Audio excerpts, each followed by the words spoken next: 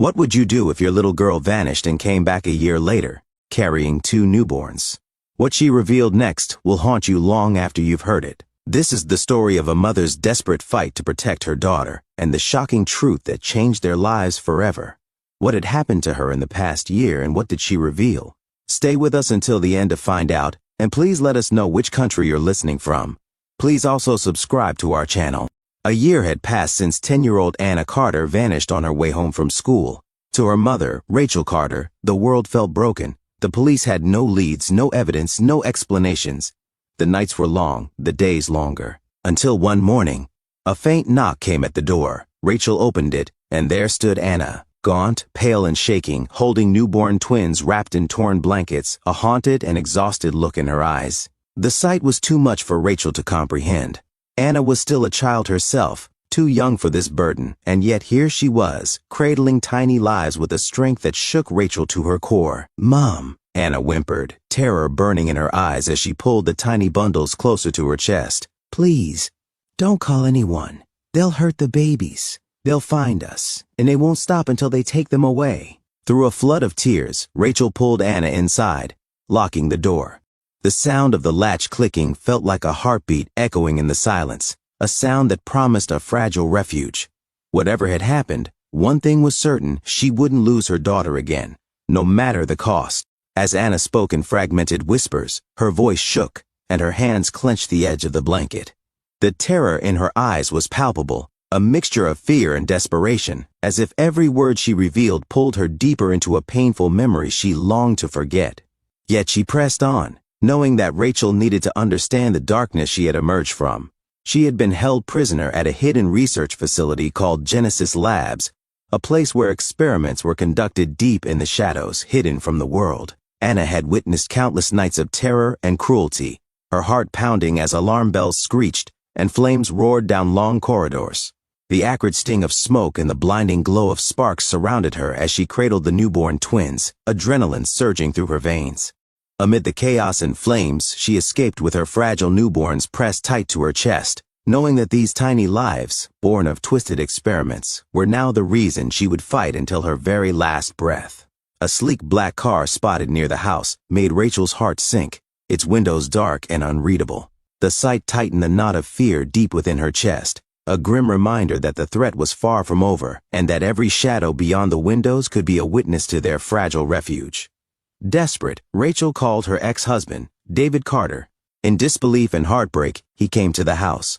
The moment he laid eyes on Anna and the tiny twins, a wave of guilt and desperation surged through him. The sight shook him to his core, and he sank to his knees beside them, voice shaking as he promised to protect Anna and the newborns with every breath he had. Yet the idea of going to the authorities felt like suicide. Genesis Labs was too well-funded, too connected. David remembered a man named James Mercer, an investigative journalist specializing in covert research facilities. Mercer had uncovered countless scandals, but none as dark as this.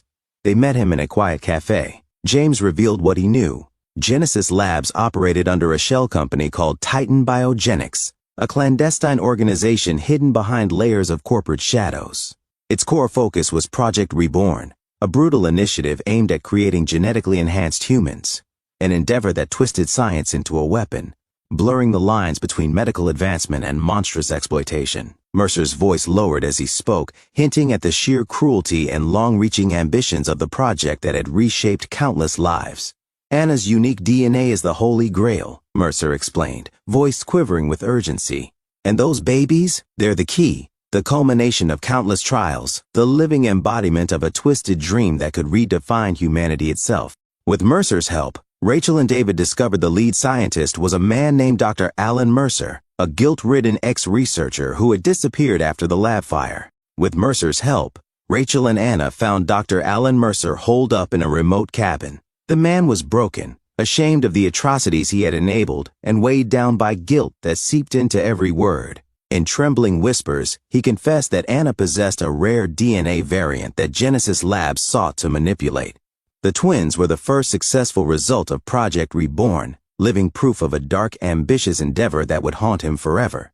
With a shaking hand, Alan gave Rachel a binder, a stack of evidence that could expose the organization for good. But Genesis Labs was already searching for them. Back at home, a threatening note appeared on the door. "You can't hide forever." Then came Lucas Stone, a veteran security expert and Mercer's associate, offering protection. Together, they devised a plan. Stone sent a decoy car out of town, making it appear that Rachel and Anna had fled. The black car followed the decoy, confirming Genesis Labs' surveillance. With evidence in hand, Stone promised to protect them until Mercer could expose the truth. But the walls were closing in. Rachel, Anna, and the twins retreated to a remote safe house deep in the woods, Red Creek Cabin. But Genesis Labs was relentless. As night fell, a threatening call came. "Give us the twins, or we'll take them ourselves." Rachel refused to run anymore. Together, she and Stone set a cunning trap, reinforcing doors and windows as tension gripped the air. When the operatives came crashing through the front door, they were met with a barricaded room, choking smoke from the fireplace, and a desperate mother determined to protect her family. Every breath she drew burning with terror and resolve. The room became a tempest of chaos, a space where fear met unyielding courage, and Rachel refused to falter until the threat was extinguished for good.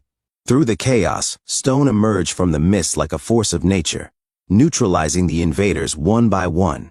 The sound of approaching sirens announced that Mercer had delivered the files to federal authorities, and as the blue and red lights illuminated the forest, it felt like a long-held breath was finally released. Rachel, holding Anna and the twins close, felt tears stream down her cheeks, a mix of terror, relief, and overwhelming gratitude. At that moment, as she glanced at Stone, she knew this victory meant more than survival.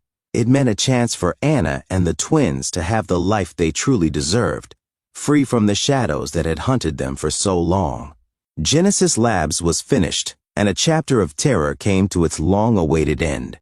As the sun rose over Red Creek, Rachel sank to the floor, sobbing uncontrollably, the sound of her cries filling the quiet morning air.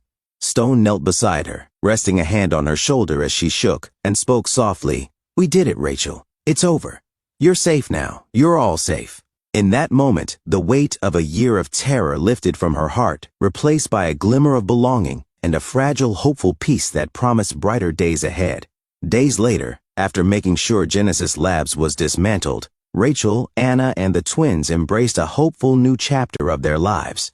Stone, now more than a trusted protector, felt like a true part of their family, a quiet, steadfast presence in their world. Together, surrounded by warmth and belonging, they began to rebuild, rediscovering moments of joy, laughter, and simple peace. The scars remained, but so too did the strength that came from surviving and from knowing that, at long last, they were safe and could truly flourish as a family. In a small sunlit kitchen, Anna giggled as the twins waved tiny hands, their eyes full of wonder. Rachel sipped her morning tea, stealing a glance at Stone from the porch, and felt the warmth of belonging settle deep within her chest. The terror of the past felt like a fading shadow now, replaced by quiet moments of joy and a hopeful sense that together they had built a future worth fighting for, a future they would cherish and protect for as long as it lasted. As Rachel watched Anna and the twins laugh in the morning sun, one thought lingered in her heart. After all they had endured, could their fragile peace truly last? Or would the shadows of Genesis Labs one day rise again? Please let us know in the comments below what you think about today's story. We'd love to hear from you. Please also subscribe to our channel if you haven't already.